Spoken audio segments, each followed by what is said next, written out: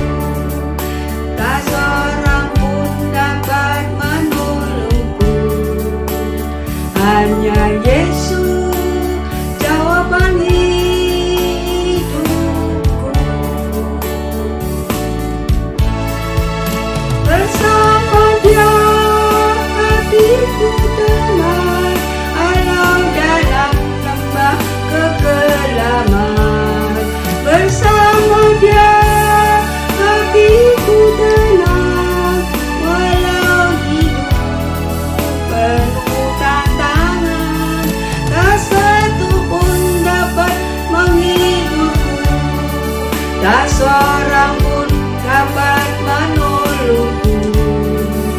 Hanya Yesus jawaban hidupku.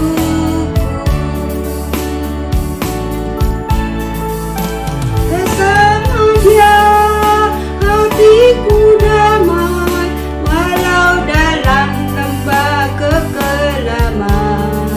Bersama Dia hatiku tenang, walau hidupku penuh tantangan. Tak satu pun dapat menghidupku, tak seorang pun dapat menolongku. Hanya Yesus jawaban hidupku.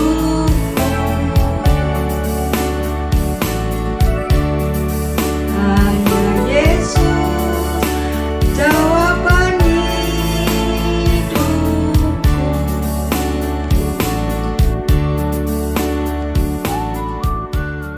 Tiba saatnya kita akan mendengar firman Tuhan. Firman Tuhan akan dilayani oleh penginjil James. Mari kita menyanyi Jiwaku Terbuka.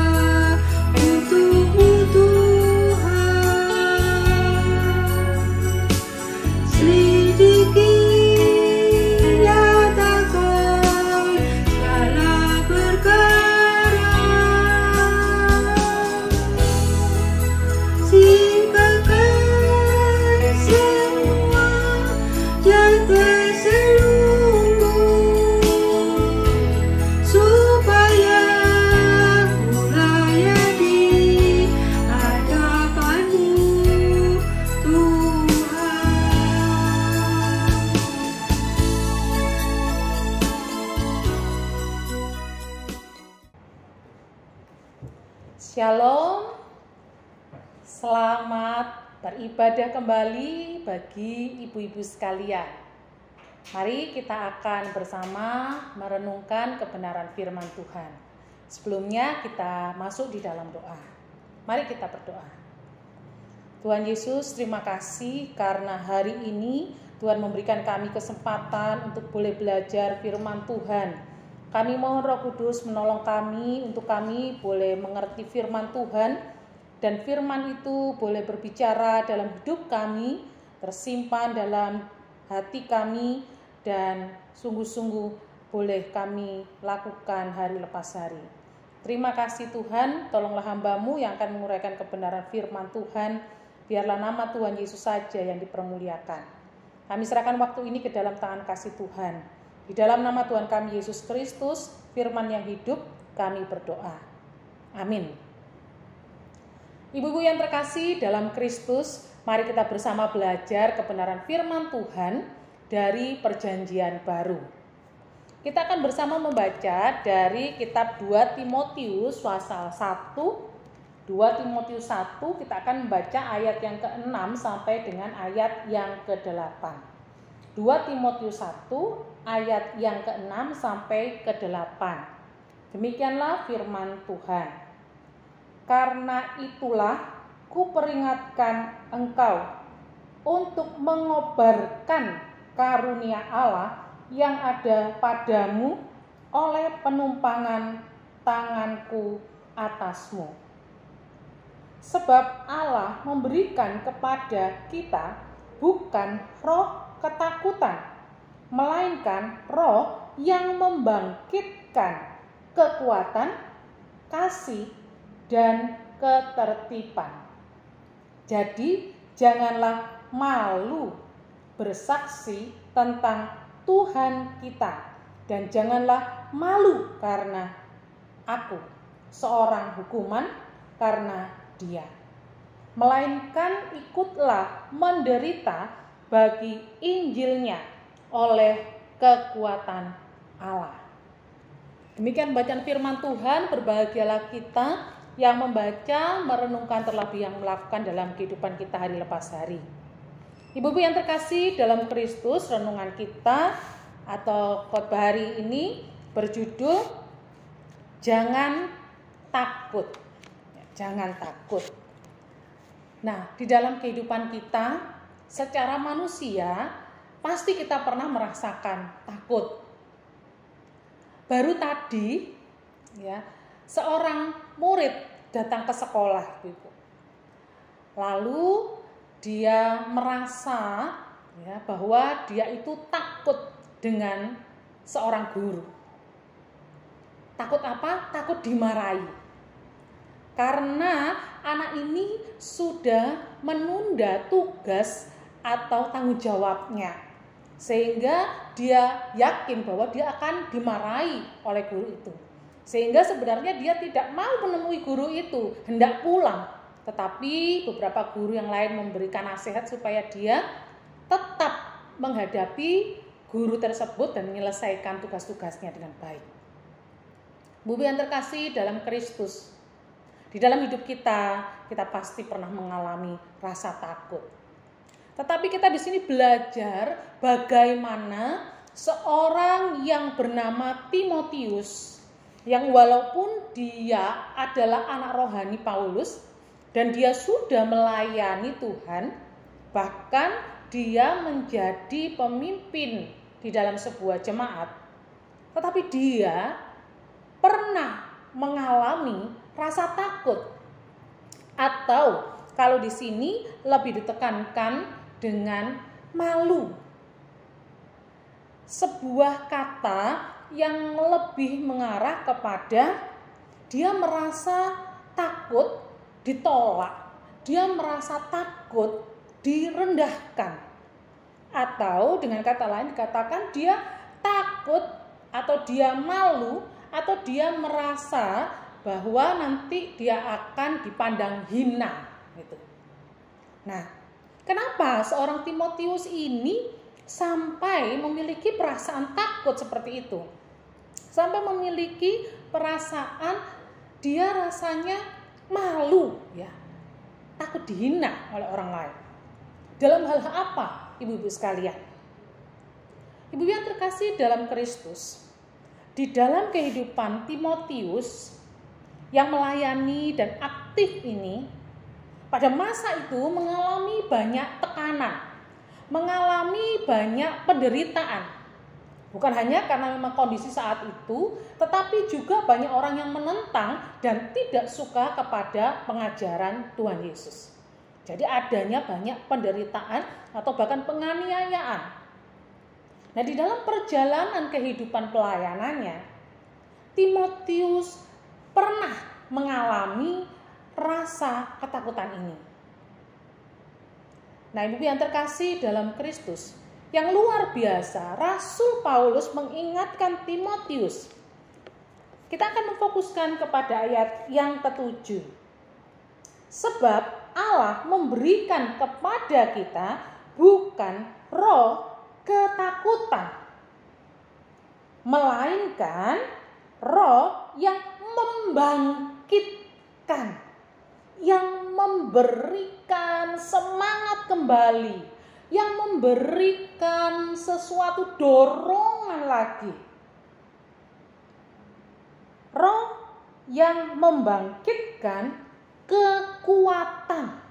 Yang pertama. Yang kedua, roh yang membangkitkan kasih. Yang ketiga, roh yang membangkitkan ketertiban. Nah, ibu-ibu yang terkasih dalam Kristus, ada seorang misionari yang pelayanan di tempat yang terpencil di daerah Cina, dan pada waktu itu komunis memang menguasai Cina. Dia adalah seorang bernama Isobel Kat. Nah, di dalam keadaan di mana di saat itu dia sangat tertekan atau mungkin dia dikejar-kejar, dia harus membawa anaknya yang masih muda yang bernama Dani. Dia melarikan diri dengan berjalan melalui jalan-jalan yang tidak dia kenal. Lalu di dalam perjalanannya yang sulit dan tertutup dengan salju, dia sempat merasa ketakutan. Dan dia berjalan sampai dia tiba di perbatasan negara Burma. Dia terdampar di sebuah dunia tanpa uang dan tidak ada jalan pulang. Jadi dia tidak tahu kemana arah pulangnya gitu. Dia merasa takut. Dan di saat itu dia mengatakan bahwa dia bukan hanya takut tapi dia cemas. Bukan hanya membawa dirinya tapi juga membawa anak-anaknya ya. Lalu di dalam keadaan seperti demikian dia menyadari akan Tuhan. Dan Tuhan memberikan dia kekuatan. Lalu dia memberikan kepada dirinya sebuah komitmen bahwa yang pertama dia harus mengusir ketakutan itu. Ketakutan itu harus dia usir dengan sebuah keyakinan bahwa bagi orang Kristen ketakutan hanya ada di saat takut akan Tuhan, yaitu takut melakukan dosa, hanya takut tidak diperkenan oleh Tuhan atau dia takut melakukan dosa. Selain itu, tidak boleh ketakutan itu menguasai diri orang Kristen atau orang percaya. Jadi dia menghapus ketakutan itu, kecemasan itu. Lalu yang kedua yang dia lakukan adalah menatap ke depan, bukan melihat ke belakang. Tapi dia menatap ke depan, melihat cahaya di mana dia akan melangkah. Tentu saja dia berdoa ibu-ibu. Dan pada akhirnya dia menemukan jalan pulang. Bukankah setelah Tuhan Yesus bangkit juga, Tuhan Yesus menampakkan dirinya kepada murid-muridnya dan mengatakan jangan takut. Bahkan bukan hanya pada waktu itu, seringkali Tuhan Yesus mengatakan kepada murid-muridnya jangan takut. Apakah kita tidak bisa takut? Bisa, tetapi janganlah itu menguasai diri kita. Ketakutan yang membuat kita bisa merasa cemas, rasa malu. Kan kita takut mungkin ditolak. Kita malu kan berarti. Takut kita diasingkan. Takut kita tidak diterima. Biasanya hidup kita seringkali kita menilai diri kita dengan penerimaan, penghargaan dari kelompok masyarakat di sekitar kita. Padahal seharusnya itu bukanlah sebuah penilaian yang tepat buat kita orang percaya. Apakah kita diterima oleh lingkungan masyarakat di sekitar kita atau tidak? Itu bukanlah hal yang utama membuat kita merasa sukacita dan damai sejahtera. Harusnya yang kita pertimbangkan di saat kita diterima tidak oleh Tuhan, dinilai memuaskan tidak oleh Tuhan. Tapi seringkali, termasuk saya juga, seringkali kita masih merasa dalam tanda kutip khawatir, takut, cemas, malu jika kita ditolak oleh masyarakat di sekitar kita. Atau mungkin keluarga kita, atau mungkin rekan-rekan kita, tetangga kita, dan sebagainya. Nah, di dalam hal ini lebih difokuskan di saat kita membawa Kristus dalam hidup kita, di dalam sikap hidup kita. Di saat kita menyatakan kebenaran Tuhan, mungkin kita ditolak. Di saat kita bersikap yang tidak sama dengan masyarakat di luar karena kita memiliki prinsip firman Tuhan, maka perbuatan kita, perilaku kita, mungkin cara berpakaian kita, gaya kita tidak sama dengan orang lain. Apakah kita siap? Apakah kita masih merasa takut? Kita merasa malu? Kita merasa terhina? Nah, ibu-ibu sekalian yang terkasih dalam Kristus, perasaan itu boleh muncul, tetapi seharusnya perasaan itu tidak menguasai diri kita. Kenapa? Karena di sini dijelaskan yang tadi sudah kita baca di ayat yang ke-7, sebab Allah memberikan kepada kita. Allah telah mengaruniakan Roh Kudus di dalam hidup kita. Roh Kudus itu di ayat yang ke-6 bukan hanya memberikan kita karunia, memberikan kita anugerah untuk kita bisa melayani Tuhan, untuk kita bisa melakukan perbuatan baik, gitu ya. Tetapi di ayat yang ke-7 ini, Roh yang sama yang memberikan kekuatan, yang memberikan karunia, yang memberikan kemampuan untuk kita bekerja melakukan yang baik buat Tuhan, Roh yang sama itu juga akan dikatakan membangkitkan, memberikan kita bukan ketakutan, melainkan Roh yang membangkitkan. Mungkin kita dulu ya melakukan perbuatan baik, melayani Tuhan, tapi sudah mulai loyo. Kenapa loyo? Kenapa kita mulai mundur? Ya mungkin kita merasakan tidak diterima oleh orang lain atau penilaian orang lain. Seringkali membuat kita merasa semakin mundur, semakin malas. Tidak ada penghargaan dari orang lain, bisa membuat kita semakin malas melayani Tuhan. Atau bahkan kita sudah giat, tidak ada orang lain yang bersama mau melayani Tuhan. Kita merasakan bosan, kita merasakan tidak ada gunanya. Atau bahkan kita takut seperti misionari tadi. Di dalam melayani Tuhan, kita akan menghadapi tantangan-tantangan. Baik itu tantangan lingkungan ataupun tantangan dari orang yang merespon pelayanan kita. Mungkin kita ditolak, mungkin kita mengalami lingkungan ataupun keadaan yang tidak menyenangkan. Seringkali itu mungkin membuat kita undur, membuat kita menjadi lemah.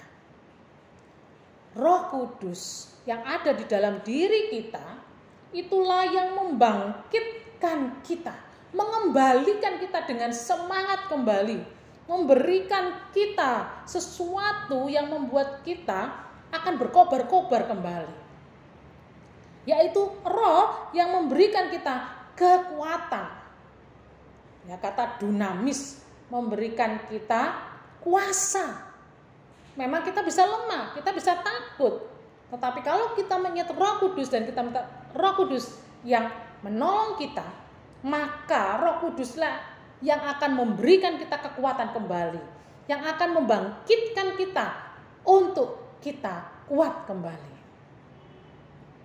Jadi, ibu-ibu yang terkasih dalam Kristus, Roh yang sama itu yang memberikan kita karunia melayani, yang memberikan kita kesempatan untuk melakukan pekerjaan baik, yang akan memampukan kita untuk terus bertahan walaupun dalam keadaan yang menyakitkan, walaupun dalam keadaan yang menyedihkan, ataupun di dalam penolakan, kita bisa kuat. Kuat itu bukan hanya ototnya, kalau suruh angkat itu kuat ya ibu-ibu ya, atau kita kuat berjalan, kuat ngomong, bukan hanya itu. Tetapi kita bisa tegar, kita bisa tabah, kita menjadi kuat, tidak menjadi lemah, tidak menjadi undur, tidak menjadi kecewa. Kita tetap kuat. Bahkan ada yang mengatakan kuat ini bukan hanya tetap teguh, tetapi kuat untuk memberikan perlawanan kalau ada misalnya kuasa iblis yang akan menantang kita. Kita jadi menang. Nah, kekuatan itulah yang Roh Kudus berikan untuk kita. Yang kedua, Ibu, di saat kita mengalami ketakutan, kita mengalami kecemasan, kita merasa dihina, kita malu, kita ditolak. Nah, seringkali usaha kita atau respon kita itu tidak lagi memikirkan orang lain. Karena kita merasa terus berfokus pada diri kita. Diri saya, ya saya ini memang tidak dihargai. Udah gak usah pelayanan lagi. Mengalami hal yang susah, ikut Tuhan kok susah terus gini ya. Akhirnya berpikir apa? Fokus pada diri sendiri. Gimana untuk saya bisa hidup lebih enak? Gimana untuk saya bisa pelayanan atau tidak pelayanan lagi? Karena itu menyiksa saya, membuat saya malu. Akhirnya Seringkali tantangan, permasalahan, pencobaan itu di saat datang membuat kita bukan hanya lemah, tetapi kita berfokus pada diri sendiri. Kita semakin egois, tidak memikirkan orang lain. Maka roh yang sama itu yang membangkitkan kekuatan, memberikan kita juga kasih agape. Jadi kita bisa kuat untuk tetap teguh melayani Tuhan walaupun kita mendapatkan tantangan, walaupun kita mungkin sudah ditinggalkan teman-teman yang lainnya sudah tidak mau pelayanan. Tapi kita tetap teguh melayani, bukan karena terpaksa, bukan karena sungkan sama Pak Alvin atau sama tetangga kita. Tetapi kita melayani karena memang kita ada kasih dulu. Saya tetap mengasihi dia, walaupun mungkin tidak ada orang yang mau melayani dia, saya tetap mau melayani karena saya mengasihi dia. Ada kasih yang menetralkan bagi saya. Kalau orang kuat, orang perkasa, punya kuasa, kadang-kadang itu tidak memiliki kasih. Saya ingat ibu-ibu, ada beberapa orang tanya sama saya ya, ngomong gini, Bu Jen, suaminya Bu Jen itu kalau di rumah itu jahat ya, kereng ya. Saya ketawa ya, enggak, justru lucu gitu ya saya bilang. Kenapa? Orang melihat suami saya itu kan tinggi besar ya Bu ya, kemudian wajahnya tubuhnya itu hitam kan ya, rasanya serem gitu ya, apalagi kalau ibu-ibu tahu rambutnya belum dicukur ya, jenggotnya belum kumisnya belum dicukur itu ya, wah orang mungkin takut ya. Tapi puji Tuhan gitu. Dia mengatakan pada saya, seandainya saya belum terima Tuhan Yesus, saya memang pasti jadi orang, dan memang saya masih tetap jadi seperti orang yang itu. Karena dulunya memang dia itu orangnya itu kejam ya, apalagi orang luar pulau. Kalau dilihat gini sama orang nggak sengaja dia ngomong, ada apa lihat-lihat, nantang ya gitu. Nah jadi memang dulunya seperti itu. Tapi karena kasih Kristus yang telah menyelamatkan dia, menemukan dia, membawa dia, memiliki kasih dan diubahkan oleh Tuhan. Nah makanya Tuhan dengan Roh Kudus yang sama bukan hanya memberikan kekuatan ibu-ibu, terus nanti dia jadi diktator terus menguasai, karena dia punya kuasa dan dia kuat gitu ya, merintah ini merintah itu, nyuruh ini nyuruh itu gitu ya. Enggak ibu, tapi diimbangi dengan kasih. Roh yang sama memberikan kasih, memberikan kelembutan, memberikan belas kasihan, memberikan kesabaran. Mau dengan sabar, kan kasih. Mengampuni, kan menunjukkan kasih. Dan yang terakhir ibu-ibu, yang roh itu akan kerjakan dalam diri kita, yaitu roh yang membangkitkan ketertiban. Nah ini ada orang kata, kok tertib ya, apa ya maksudnya tertib ya. Nah ada yang menggambarkan ini adalah roh yang membangkitkan kedisiplinan. Nah, apa itu disiplin? Dalam bahasa Inggris itu bisa diterjemahkan dengan membangkitkan pikiran yang sehat, pikiran yang jernih, atau diterjemahkan juga dengan penguasaan diri. Ada juga yang menerjemahkan dengan kesadaran. Nah, ada yang mengibaratkan ibu-ibu seperti orang yang perlawanannya ya dengan orang yang mabuk anggur atau alkohol ya, bukan mabuk cinta ya. Nah, kalau mabuk alkohol itu dia kan jalannya sempoyongan. Nah, ibu-ibu tahu ya kalau polisi ngetes orang mabuk itu gimana? Silakan jalan. Dia pikirnya jalannya lurus, di garis padahal dia sudah jarang miring-miring sambil badannya miring-miring gini ya. Dia nggak sadar. Bahkan dia pulang ke rumah mungkin mukul orang dia nggak sadar. Tahu-tahu dia sudah di tempat tidur. Mungkin dia merasakan tidak seperti itu. Nggak sadar. Dia tidak dikuasai, tidak menguasai dirinya. Tapi yang menguasai adalah alkohol. Nah, roh yang sama memberikan kita kekuatan, memberikan kita kuasa, memberikan kita kasih. Dan roh yang sama membangkitkan kedisiplinan, pengendalian diri, memampukan kita, membangkitkan kita untuk kita memiliki pemikiran yang jernih, pemikiran yang sehat.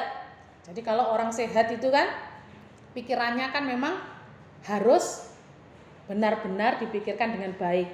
Nggak cepet marah ya, cepet ngomong itu aduh baru saya pikirkan, maaf itu tadi, bukan begitu kan ibu-ibu ya. Jadi benar-benar dipikirkan dengan jernih, dipikirkan dengan pikiran sehat. Bisa mengendalikan diri.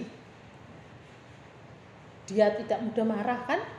Kalau 2 roh itu pengendalian diri itu yang terakhir, yang bisa mengontrol semuanya, maka roh yang sama itu yang memberikan kemampuan buat kita.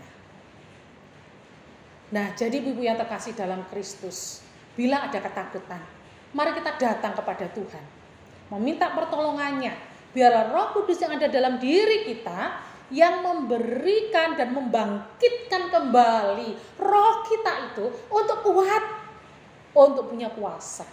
Dan ingat, kita tetap akan diingatkan untuk kita memiliki kasih dan hidup dengan disiplin, penguasaan diri. Karena seringkali kalau ketakutan, apalagi perempuan, kalau sudah cemas, ya takut itu kadang-kadang ngawur ya. Saya ingat kalau mau cepet-cepet ya, sudah terlambat mau ke sekolah ini ya, cepet-cepet gitu ngambil, semuanya diambil. Sudah sampai tengah jalan baru, iya ya, kok lupa ya, padahal tadi sudah ditaruh di sebelahnya ya, kok bisa lupa kok nggak ngambil ya, kenapa ya? Cepet-cepet, cemas, takut terlambat ya. Kita tidak menguasai diri, kita berpikir dengan jernih. Nah, mari kita dalam ketakutan apapun dalam kehidupan keluarga kita, dalam kehidupan kita secara pribadi, mari kita ingat akan hal itu. Jangan takut, dan ketakutan jangan menguasai diri kita. Biarlah Roh Kudus akan menolong kita agar firman Tuhan ini boleh kita ingat dalam hidup kita. Roh yang Tuhan berikan dalam diri kita bukanlah roh ketakutan, tetapi roh yang membangkitkan kekuatan, kasih, dan kedisiplinan. Tuhan Yesus memberkati kita sekalian. Amin. Mari kita berdoa. Tuhan Yesus, terima kasih, kami bersyukur karena ada roh Allah yang tinggal dalam diri kami. Terima kasih ya Tuhan, kami tahu kami memang lemah dan terbatas. Tetapi karena Roh Kudus yang ada dalam diri kami yakin Tuhan, kami boleh hidup seturut firman-Mu. Engkau menilik hati dan hidup setiap ibu-ibu yang saat ini bersama bersekutu.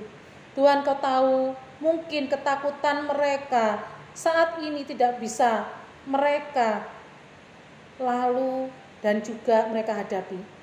Tapi mohon belas kasihan Tuhan, biar Roh Kudus yang ada dalam hidup mereka memampukan mereka. Terima kasih ya Tuhan, berkati kami sekalian, dan biar firman Tuhan ini terus ada dalam diri setiap kami dan Roh Kudus bekerja. Dan biar segala kemuliaan bagi-Mu Tuhan Yesus. Dalam nama-Mu Tuhan Yesus kami berdoa dan bersyukur. Amin. Terima kasih kepada Pemimpin Jin yang telah memberikan firman pada sore hari ini. Kiranya Tuhan akan berkati dan memberikan tubuh yang sehat. Mari kita sebelum berikan persembahan, kami akan memuji Tuhan. Sungguh ku bangga. Persembahan kita masukkan ke dalam jaringan ini ya Tuhan, ya Ibu-ibu.